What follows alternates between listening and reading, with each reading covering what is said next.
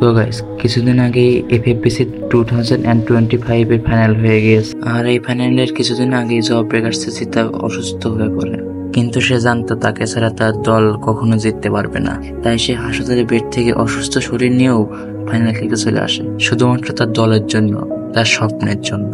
সে তার সবটুকু উজাগরে দিয়েছে, কিন্তু কপাল সহায় ছিল না। কিন্তু জব ব্রেকার্স টিম একটুর জন্য রানার আপ হয়েছে। তারা এত চেষ্টা এবং এত লড়াই করার পরেও প্রথম স্থান অধিকার করতে পারেনি। তারা হেরে গেল তাদের কপালের কাছে।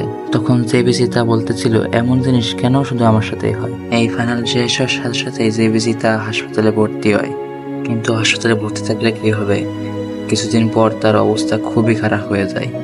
আজ 4 জুলাই 2025 রোজ শুক্রবার আনুমানিক 2টার সময় ঢাকা মিরপুর হেলথ কেয়ার হাসপাতালে চিকিৎসাধীন অবস্থায় মারা যান। এভাবে আমরা হারিয়ে ফেললাম একজন স্পোর্টস লিজেন্ড প্লেয়ারকে। সবশেষে বলতে চাই, সৃষ্টিকর্তা যেন তাকে সুখে রাখে।